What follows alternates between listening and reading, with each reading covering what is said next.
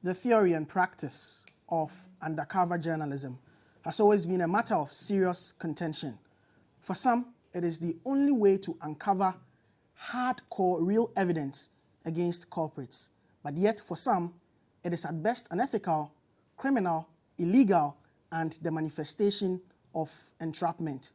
But what is your own verdict when it is used as a tool to uncover rot such as sexual harassment on our tertiary campuses? Hello, good evening, and welcome to this week's installment of Press Conference right here on City TV, where journalists, and in this instance, female journalists gather to dissect matters of national interest and the issues that have come up from the major press engagements and press briefings in the course of the week under review. My name is Duke Mensah Opoku. In this edition, we take a look at Kiki Mordi's BBC Africa Eyes documentary, Sex for Grades, that looked at the matter of sexual harassment on tertiary institution campuses across West Africa, University of Ghana and the University of Lagos in this instance. We'll look at the value of that investigative piece and the matters that have resulted out of its premiering in the course of this week. Also, how much do you get for the airtime that you buy these days? The matter of the communication service tax also came out strongly in the course of this week under review. There was a press release from the Ministry of Communications, yes, in this instance, directing the NCA to direct all telcos to stop the upfront deduction of talk time or credit or airtime from consumers. We'll take a look at that. And finally, the quest by some students to get legal education opened up. There was a protest this week, and a lot of issues came up as a result of that. That's also right here on Press Conference. The show is live and interactive via the WhatsApp line 05505858832, 055585832. The hashtag is Press Conference on Twitter.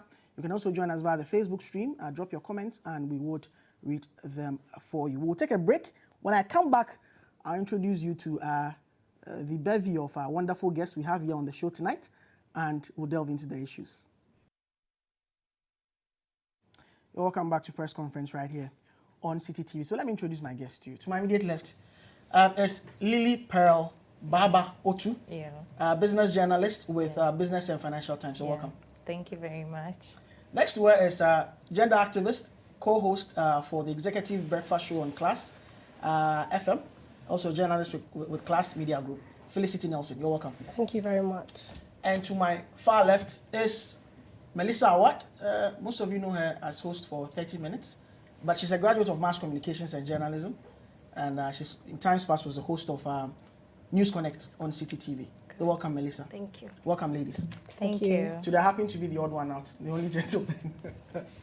I just received a suggestion that I should have vacated my seat for someone else. But this is the same look, same feel, just a much enhanced look on our set today.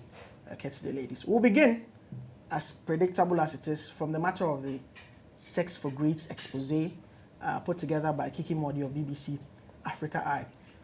It looked at the issue of sexual harassment on two campuses. They called it the two prestigious universities in West Africa, University of Ghana, University of Lagos. But for our purposes, we'll look at excerpts of that documentary which concerned two lecturers at the University of Ghana. Now, Professor Jampo has not taken lightly to this. He, as a matter of fact, promised to sue the BBC because of the content of that. He felt that amounted to entrapment. So this is what he told Umaru Sandamadu when we caught up with him in the course of the week in his reaction to this issue. The last I had an encounter was the last time we were departed from the mall. So you hadn't seen her since then? No. You haven't made efforts? No. When she got to the house, I called to find out whether she's gotten to the house, and she said she's sorry for not getting in touch with me. She was actually in need of my support or my assistance to help her write whatever she wanted to write. So I took the position that, you need me, so I don't have to be calling you. You've never slept with her? I can't do that. I've never done that. You never attempted to sleep with her? You saw the video. I have not done that. I won't ever do that. I'm a gentleman. Professor Ransford Jampo there. He's been subsequently interdicted by the university together with Dr. Butako, who we saw earlier.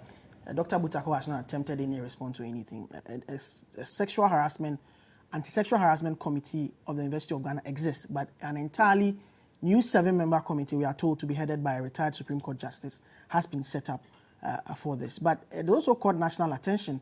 The Gender Ministry addressed the press conference. The minister had cause to make some comments about this expose. Sexual harassment. What is going on now? We all know it is not a good thing. For both boys and girls, it is wrong. Not only in the universities, everywhere, even in this room. A man shakes you and scratches your hand. What does that mean? He sees you and hits your butt. What does that mean? You cannot do that to men when we meet them. So everywhere it happens, whether in the classroom, whether in the office, whether at home or anywhere, it is wrong. So I will not only concentrate on what happened in the universities, even in the media. If you're here and you're a man and you've hit somebody's butt before, it's wrong. If you've scratched your hand, it is wrong. So starting from the media and all of us, our boys and our husbands and everything, we are speaking to the whole country, the whole world.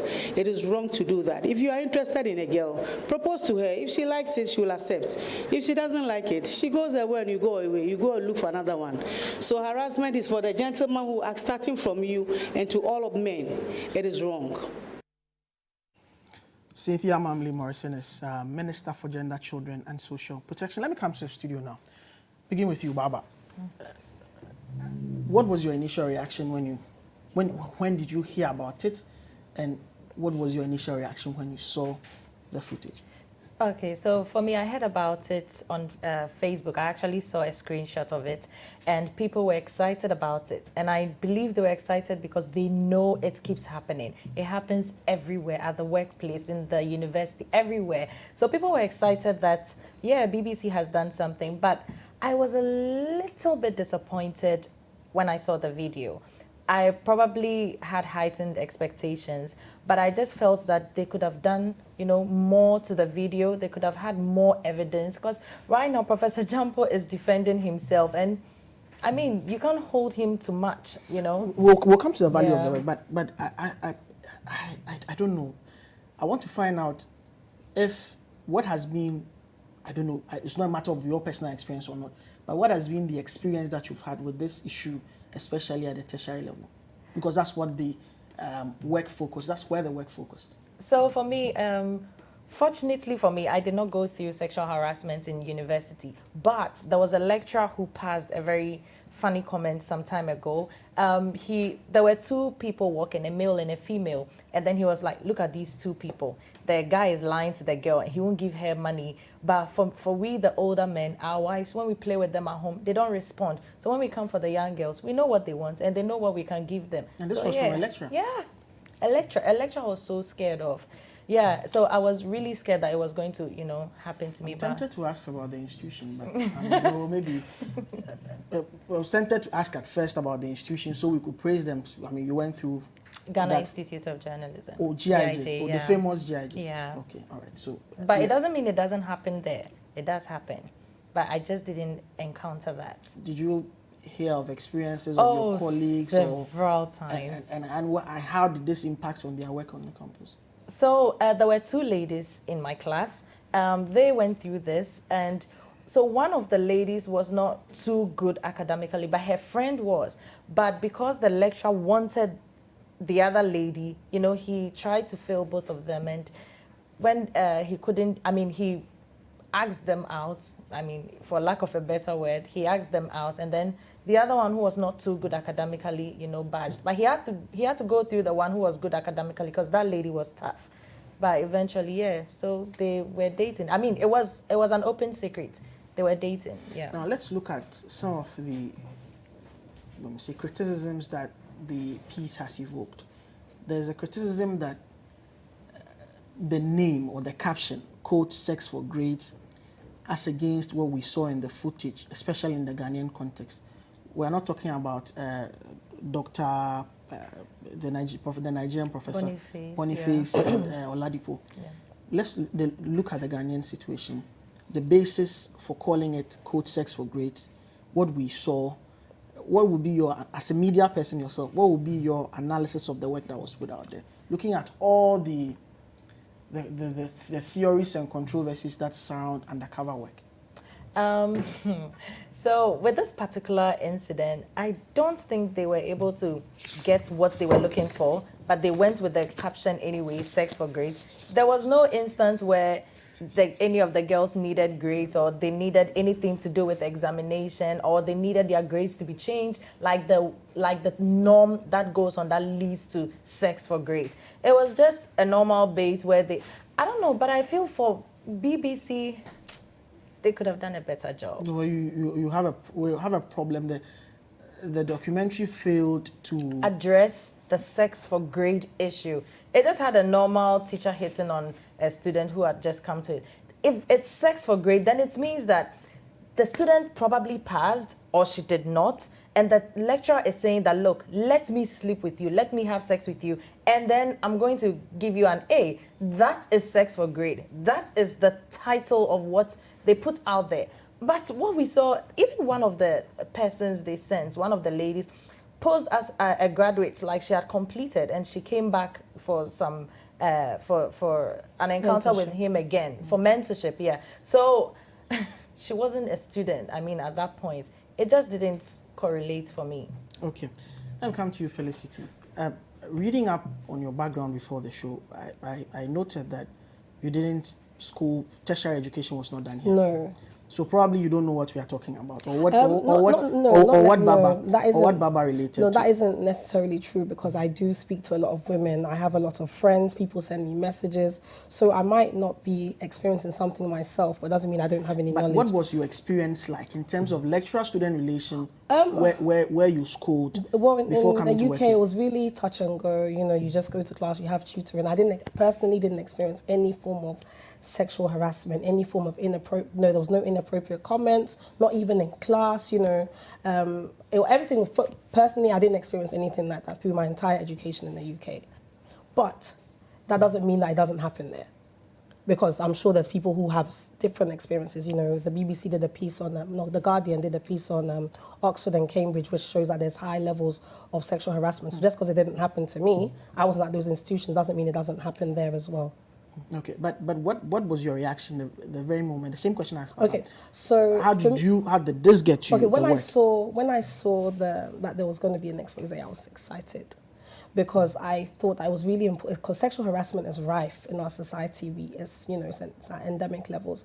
However, we're not dealing with it. We're not speaking about it. We're not having conversations about it. Everybody knows it's happening, but nobody does anything about it. So for me, anything that brings such an important issue to the forefront is fantastic. You know, we're here having a conversation all week across different media platforms. There's been conversations about sexual harassment. People are speaking about their experiences with sexual harassment. We're talking about it because Ghanaians like to be ostriches. We put our heads in the sand as if we're these sanctimonious, pious, holy people that don't do anything wrong. So anytime something like this comes up into the media space, so I was excited. I have actually shied away from the conversation about whether or not the name is fitting. We'll come there. Okay. Yeah, so I was happy about it. I was happy. Okay.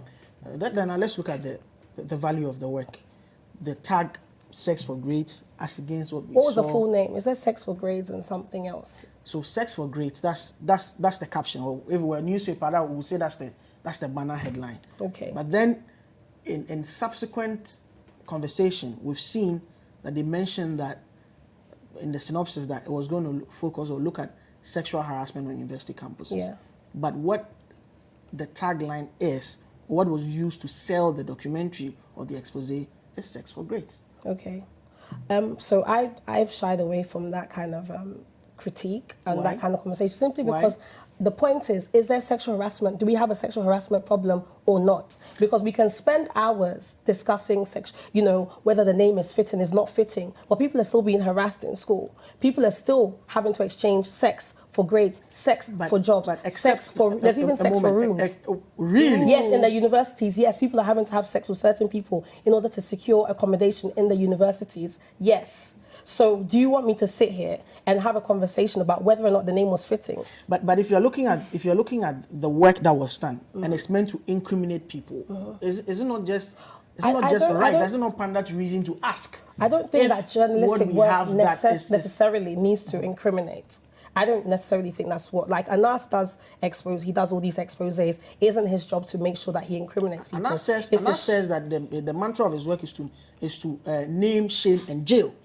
The jail, that's the incrimination aspect of it. But it doesn't always happen. Even though we are told he declined to work on this. But sometimes he's named some people, shamed them, and they don't always get jailed. Some of the issues are still in court. Yes, but for me, looking at, because Kiki spoke about her personal experience, and if you look at, she said before they went into certain universities, they actually had conversations with previous students, existing students, and they asked about certain, and said, okay, so they knew that it was an existing problem, and there were certain names that came up. Before I saw the documentary, on Monday, the full documentary, people had started writing on Facebook, online, saying that if Jampo's name is not in there, they've not done a good job.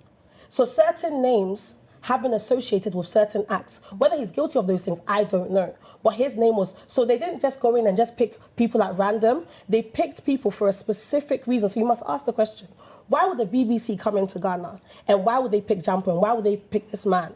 And looking at those two people, it didn't take much for them to start acting inappropriate, did it? Whether or not it was sex for grades is on the side, but inappropriate behavior, you know that there was a lot of inappropriate behavior. If we're looking at sexual harassment by its definition, by the kind of things that connote sexual harassment, asking someone, have you ever been kissed violently? You don't have to be a rocket scientist to know that it's an inappropriate statement to make, even if the person is not your student.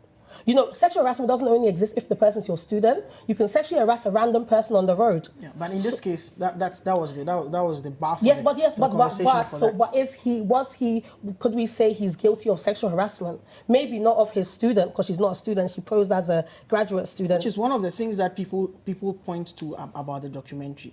That, you didn't, in all of the instances, across all the 4 instances from Nigeria to Ghana, there was no clearly established, sort of linkage between the people used being students and the people involved being like having some form of hold over them in terms of the academic progression or anything of that sort. For me, I thought, what's the viability of them being able to sustain like a 1 year? Because in order to be able to do that, the person would have to enroll as a student, enroll in their classes. Probably you need at least a year, maybe even 2, to be able to get enough evidence to kind of, get them in there. So I think that would have been very difficult to do, and you probably need a lot more resources. But it was certainly to expose that certain people have a propensity to act a certain way. So once they are faced with a woman, or a woman that looks a certain way, they can't help but to behave in that way. So it just proves that so if someone can harass women that come to him in an educational institution, that could lead to sex for grades. Because if you listen to what the Nigerian man said, he said, if you're not obedient, I'm going to tell your mom. So already there's threatening behavior there. So it could, if you kind of juxtapose it with what would happen. What if, I'm not saying that's definitely what would happen, but there's a chance. For me, it's just that there's a chance that they could act. And it's just, why do these people, they're in an educational institution, they're being approached by women, and why do they have to take it there? That is the real question. Whether or not it's sex for grades, it's not sex for grades, it's not my business. My problem is learn to control yourself, have some integrity, have some principles as a human being. You don't have to see every woman and be propositioning them and be speaking inappropriately to them. Why do you feel the need to do that? Okay. Melissa, I'll come to you now. Peculiar situation, just like Felicity. You didn't do tertiary education here. Correct. First, this same question going around. What's your experience with this issue of sexual harassment on our university campuses? And then we'll look at the value of the work. Sure. So I did both my secondary and my university. So I did in UK, where I was born and raised, and I did university in America. Never experienced sexual harassment whatsoever. I have experienced harassment, but not sexual harassment when I was in primary school. That's a whole different story. But not to say, like Felicity said, it doesn't happen. Of course it happens. I'm not a victim nor survivor of sexual harassment. Have I experienced sexual harassment in the corporate space in times past? Absolutely. In this Ghanaian culture?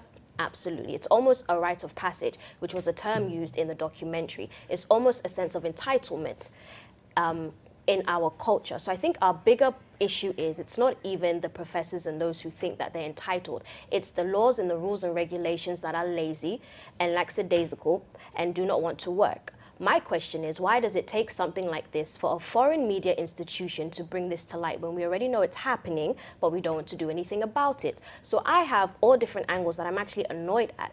I'm not even focusing on the professors. It's horrible, it's terrible, but my thing is, why does it take something like this? Why does it take someone else to unleash and expose our dirt as a culture? And we sit there and we're arguing whether, like literally people are tweeting at me and saying, but was there rape? So you want to see someone being raped before you see that there is an issue? Someone trying to argue with me, was there rape? Well, I'm like, she clearly states, Kiki said, she's been a victim of sexual harassment. And she also gave her story that she was pressured for sex. She said no.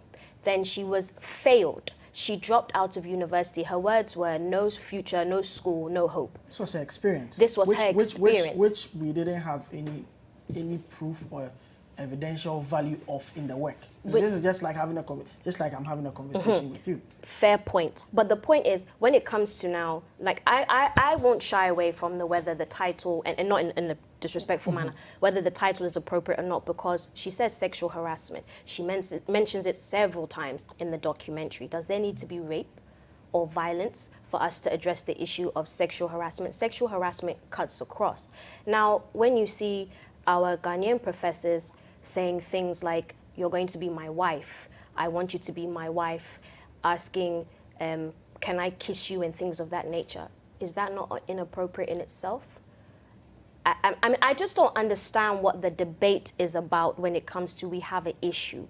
Do you see my point? The work set out to do something, as evidenced in the title that was given to it. Sex for grades. Sex for grades, yes. If the question a lot of people are raising is that, and this is a matter that, of course, all the four involved have been interdicted, and they will go through an investigative process or a probe based on the value of the work that is at hand, based on what you watched or what you've watched.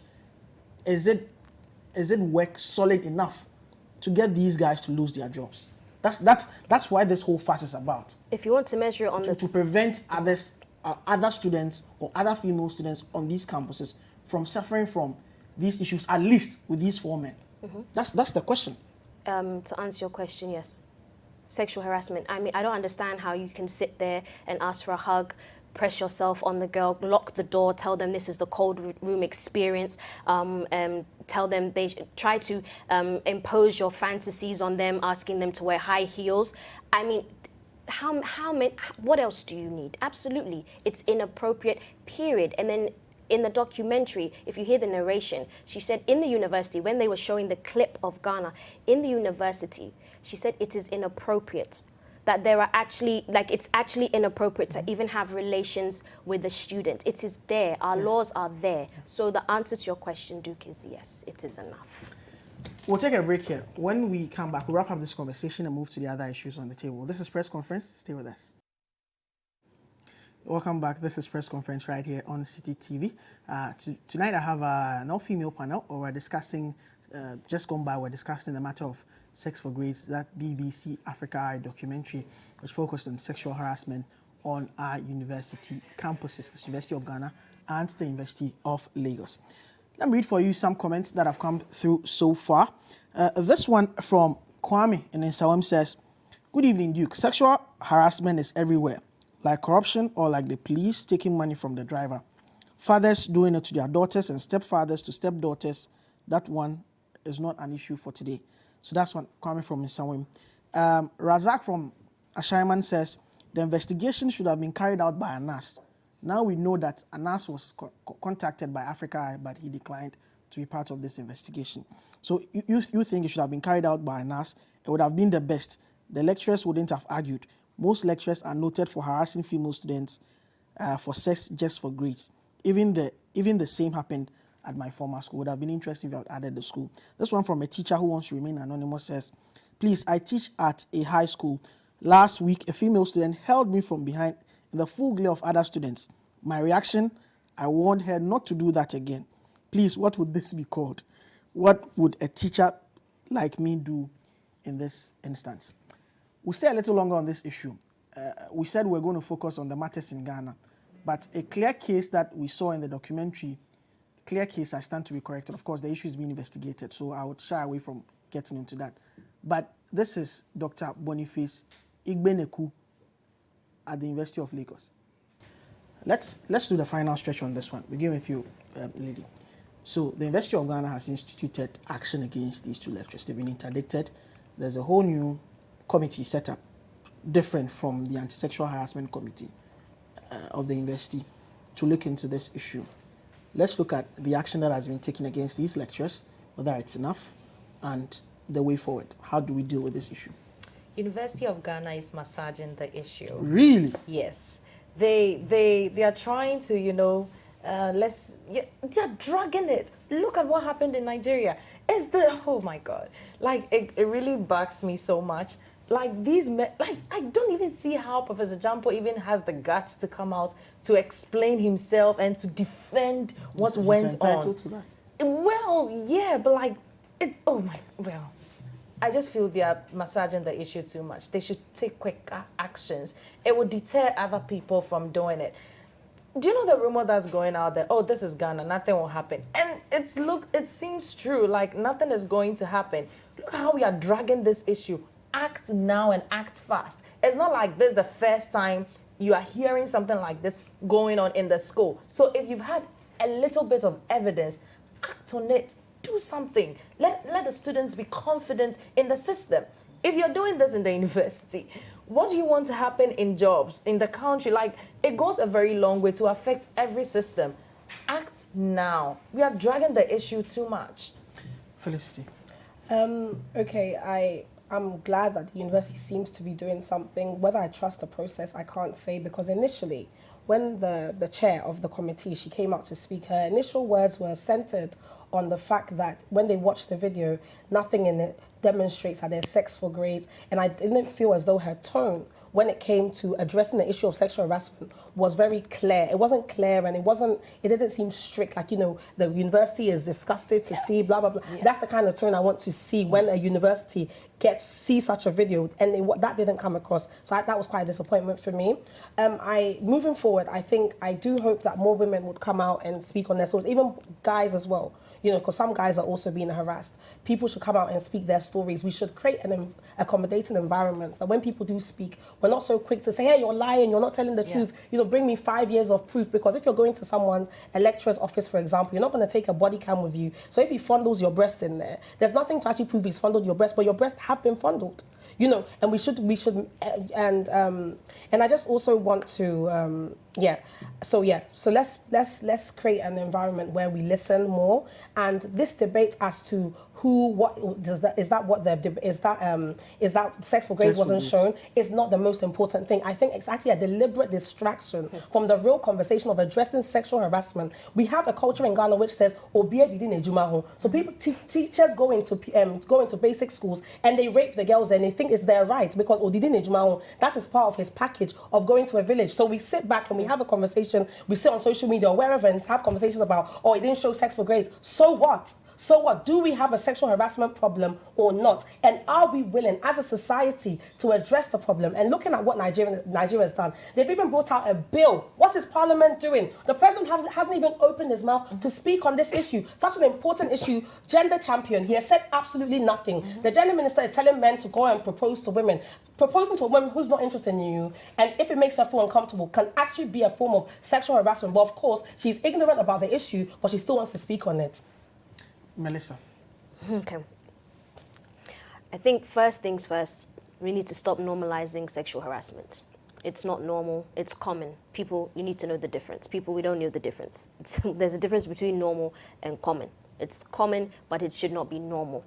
It happens at all levels. I think Jampo thinks maybe he's an exception to the rule, and I speak respectively because we all know that a lot of these things are happening everywhere at corporate levels, tertiary levels, but nothing's happening, nobody's getting put to the book, should I say, for lack of a better term. So I think we should stop normalizing sexual harassment. And those who are in a position of influence, and I don't like to use the term power, it's a bit relative at this stage, but those who are in a position of influence should also be smart about it and be wise. I think if you don't know whether if you're a friend to any of these men who have been accused, who have been caught on camera being inappropriate, I think that you should take your time before you start defending what has been evidential to the Ghanaian society of inappropriate behavior. I think that, I think that's smart to say. I definitely think that we need to give more support to those who have been survivors, and I'm so glad that you said men are also victims of sexual harassment, but because of the culture we live in, a lot of men will not come out. African men, period, no one's going to come out and say, people, because already people joke, they laugh, they mock, but there's no safe space for, for men also. And then also we have to look at our environment and where we are. People are bringing in practices from all over. We're coming from all walks of life, and they're bringing it into the professional space. They're bringing it into the educational space where they think they can just take a girl. It's happening to boys too. It's wrong. There are laws. What are our lawmakers doing? What are they doing to ensure that people are safe? People are paying. They are paying to learn, not paying to be abused, paying to be raped, paying to be mocked. And besides, you don't even have to pay for that because it's happening to people for free. It is disgusting and it needs to stop, top to bottom. So I think we need to focus on that. There's a comment from one of our viewers. To me? Yes. Oh, wow. The point you mentioned about it being part of our culture.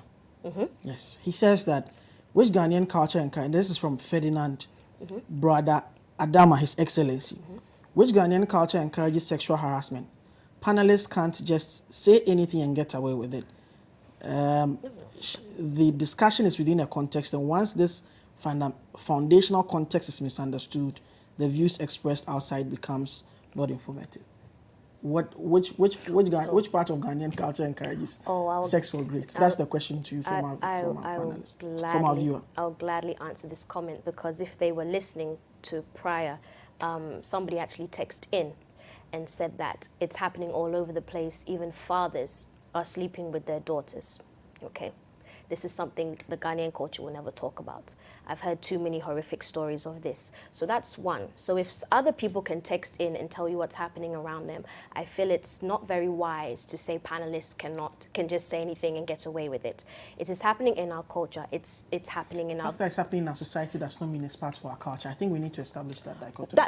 That's a fair point, but unfortunately it is, because society develops, right? Society develops from years past.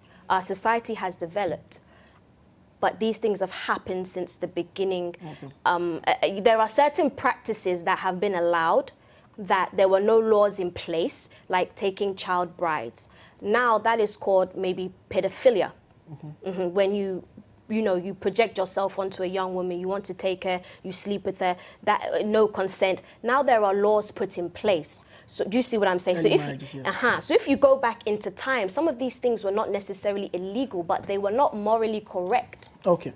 We get that point. You wanted to make a I brief think intervention. that anyone that says it's not part of our culture is a lie, because look at the outrage. Look at the outrage about just a week ago about CSE, about people being our culture encourages sexual harassment, about homosexuality. The outrage where we all came out to speak out against it. You don't see that same level of outrage being leveled at this issue of sexual harassment. So if as a society we really is not part of our culture, we think it's against everything we believe in, why are we not outraged? Okay, we'll move away from the issues surrounding the Sex for Grace documentary. The issues are up in flames. The direction of the investigations would inform what would happen next. But obviously, it's a matter that's running, and a lot more is expected to come up from that. Now, let's move to the issue of the communication service tax and how it's affecting consumers, and the directive from government to telcos to stop charging it.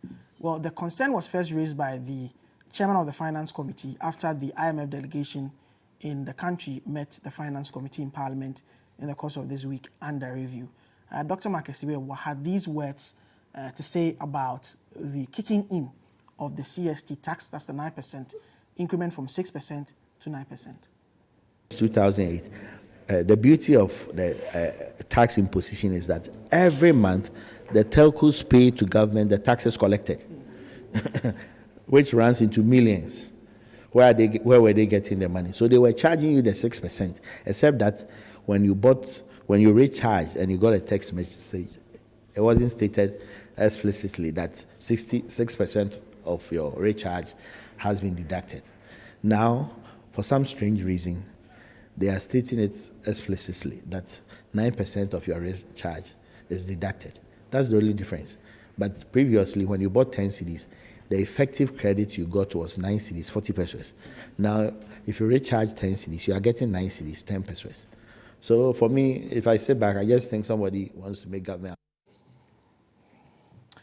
So that's Dr. Makesibe Eboa. He says he raised the concern first thing on Thursday, and subsequent to that, on Friday, the Ministry of Information released a statement. It was actually a letter addressed to the National Communications Authority. And just to put the issues in perspective, that's the letter that actually says it's addressed to the Director General of the National Communications Authority to bring you the relevant parts. Point number 1 says CST should be treated the same way VAT, National Health Insurance Levy, Get Fund Levy, and all other taxes and levies imposed on entities doing business in Ghana are treated. This extraordinary upfront deduction of CST and notification of same to subscribers must stop with immediate effect.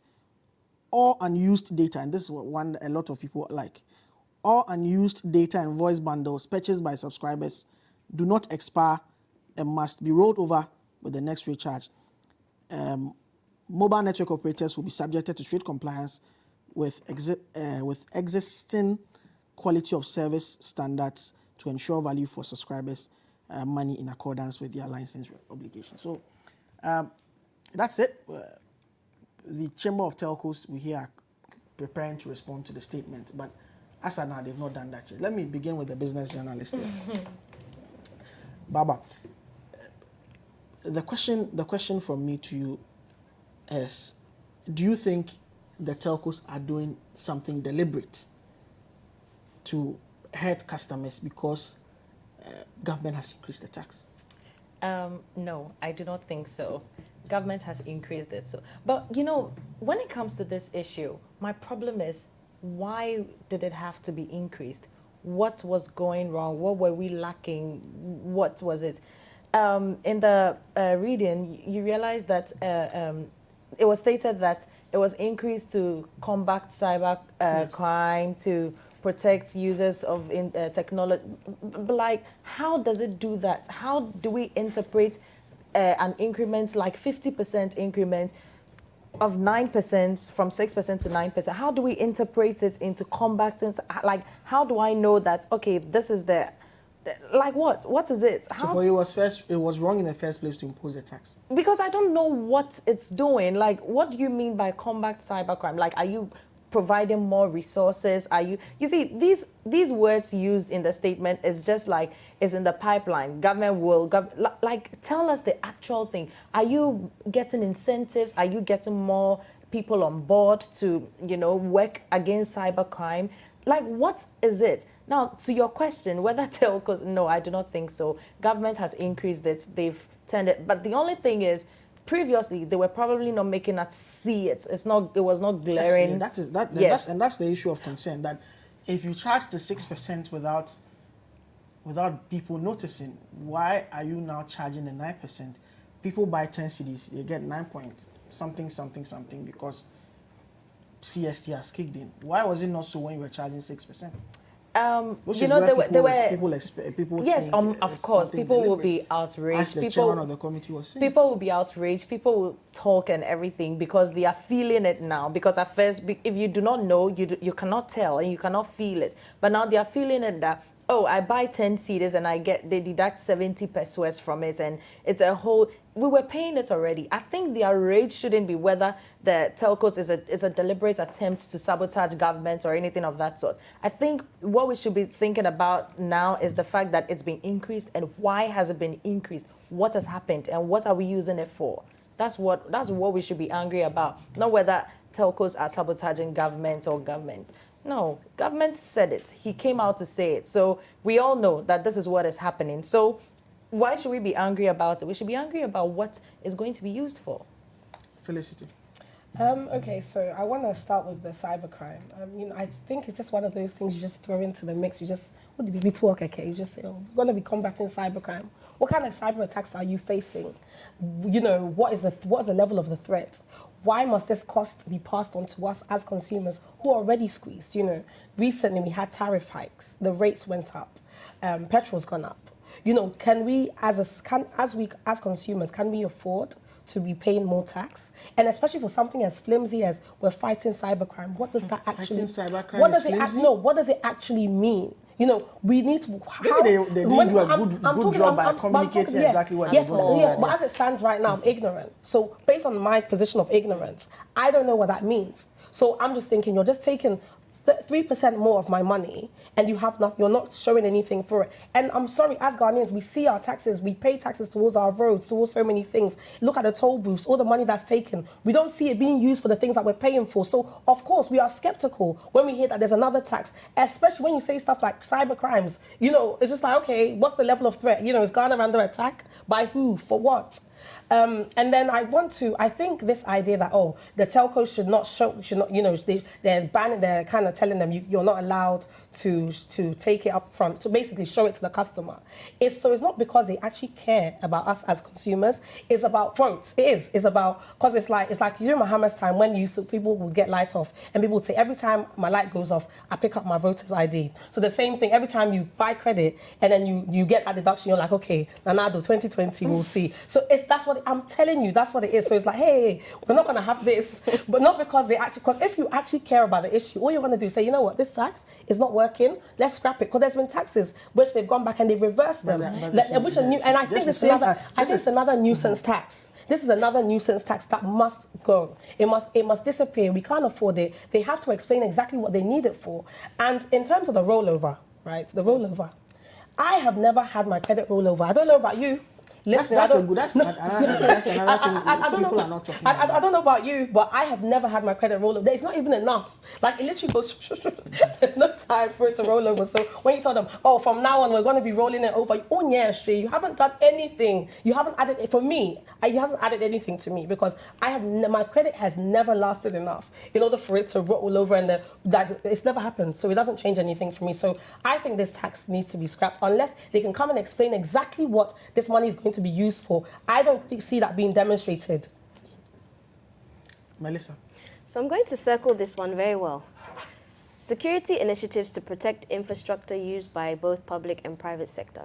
When I see protect infrastructure, correct me if I'm wrong, it sounds like they're just trying to do some, what's that word? Prevention. Mm-hmm. It sounds like, for me, I just want you to say you just want to add on. Say it and go. Don't add cyber this and cyber that. But that's what they want to use it for.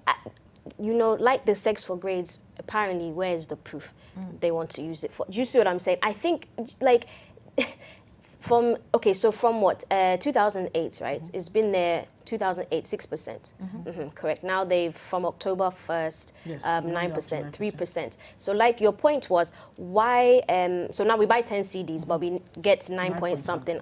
Why wasn't it like that at 6%? Yes. Where was the explanation, what at the 6%? So my thing is, I feel like with these initiatives and whatnot, I feel like there's just a lot of fluff that you're just adding to documentation. I'm not saying anybody's lying, but just come out and tell us the truth. I'd rather you say, in order for us to meet this target, or the market is competitive or whatever, I would rather you just come and say that. Don't start saying that we are facing attacks in our cyber. I don't know. I feel like bring it down to the minimum level and be honest with what's going on. So my guess thing, this communication service tax should not have even increased in the first place. It's a nuisance tax. We'll take a break. Welcome back. This is Press Conference right here on City TV. I still have in studio Lilipearl, Felicity, and Melissa. And we're still discussing the major press briefings and engagements in the course of this week. The final matter, National Association of Law Students went on a protest this week demanding reforms in legal education. They want legal education opened up, but they were met with brute force at the Jubilee just before they went to present their petition at the Jubilee House. Here are excerpts. So we are saying that, look, it's a peaceful demonstration. We want to go. If you don't want us to go, bring somebody from the Flagstaff House. We give the petition. To receive it, and then we know we've done. Because we've been peaceful from Makola campus to here. So why do you bring this show of force? What is this show of force for? We have not distracted public property. We've not been. Yes, we've done everything. everything in compliance. We've been peaceful. Our leaders have led everybody to this moment. So why they show of us? And they started attacking students, if you cannot pushing them, trying to whip students. Then what again can we get? So if as law students we cannot get justice, then what are we fighting for? As convener for National Association of Law Students, they're just seeking reforms in the opening up of legal education. This is what happened to them. So I read earlier that they sent a letter for police to, join them in the demonstration and all that. They could not get a response from the police, so they had to go ahead and do it. Yes, it was peaceful. I actually used the road that day. It was very peaceful until the whole police attack came in. But I get their message that they want to, they want their marks to be looked at and all that. But as law students, I think they know the law, and if policemen are not following you, you shouldn't go ahead with it. But they needed their grievances out there. I mean, that's just on the side. But they needed somebody to say something, because it's been going on all these years. 95% or 93% of them failed, and it's absurd. And it makes everybody in the country wonder, what is going on at the law school? Up till now, they have no idea. So they are looking for results. The police, I do not know why they couldn't just come out and talk. You see, they always say the police is your friend. My friend won't do this to me, even if I'm misbehaving. My friend won't pour water on me. They won't try to hit me with anything if I was doing anything wrong. So if I'm trying to present a petition to the president, and he's at Jubilee House, I'm bringing it to him, and I mean, it was so peaceful, there was nothing wrong, and you try to do this. I don't know, they've set a very bad example for other demonstrators. Felicity. So first of all, I completely disagree with her on the note that law students shouldn't have gone ahead with their protest if the police didn't want to follow through, because they gave them the notice in time. Per law, you're supposed to tell them in your notice. It isn't for the police to determine whether or not you can or cannot go. You're supposed to give them notice. That's what you're supposed to do. So I don't agree. And if they did, and the fact is, if you look at the number of people that there was there, and the kind of look at those cars, the water cannons, that was just ridiculous. And it isn't. Let's not act as if this is like a one-off. We saw what happened when during when MPP was in opposition, how they beat up people like Gabi Otre. That until now we've not had any justice for that. Latif from Joy FM was beaten up in front of the police headquarters. Till now, nobody knows who did it. Nobody has taken responsibility. So we saw how they killed 7 innocent people in Asawase. We have an issue where the police are not able to control their power. They use unreasonable force against innocent civilians constantly, and it has to stop. So I really hope that the law students actually sue Ghana Police Service. They should sue them, Ministry of Interior, sue them. As law students, I think that's the action that they need to take. They must sue them and demonstrate that they cannot. The police have to lose something. So if you sue them for maybe $1-2 million or something, where they lose a lot of money, next time they might so also up. Be part of the people who believe the police should be sued. Absolutely, absolutely. Melissa. Well, we can clearly see who the disruptive ones were during this protest, because it was peaceful. You even, adhered to that. You said you drove or went down that road. You saw it was peaceful. It's a shame that our future lawmakers and defenders of the law have to go through this just for their voices to be heard. They actually went through the correct procedures and measures. There was nothing barbaric about what they did. They signed a petition. So they actually followed the first 2 to 3 steps of, making sure that their voices were heard, and to be met with such animosity. And if people are aware of the damage a water cannon can actually do, it's not meant to scare you. It can knock you off your feet into the ground.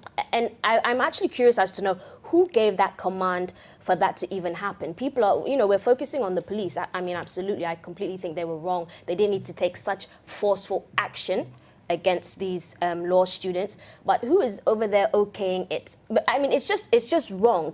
I don't think they were wrong and they were out of place. They came with a petition and saying, we want our voices to be heard. We've come with the correct documentation. This is what you guys need, And so Ghana police force needs to be put in check because this is ridiculous. I want to ask. I want to ask a question. What? Sorry, I want to ask a question. I do not know. I stand to be corrected, but I thought if you send a letter to the police that you want to demonstrate, they have to like approve it and get you escorts. No, you just have to notify them, but they help with the route and just to maintain public order and peace. That's it by way of the program tonight. My name is Duke Mensah Opoku. I had in studio Lilipearl Baaba Otoo, journalist with Business and Financial Times, Felicity Nelson of Pepperdam fame. No, I'm not in Pepperdam. But you used to be. Yeah. Yes, I used to be, but I'm no more. Yes. All right. So gender activist, co-host of the Executive Breakfast Show on Class FM, and Mensah Aouad, she's with City FM, host of 30 Minutes, co-host actually, and host of Art and Soul. Yes. Keep watching CCTV. Enjoy the rest of our programming.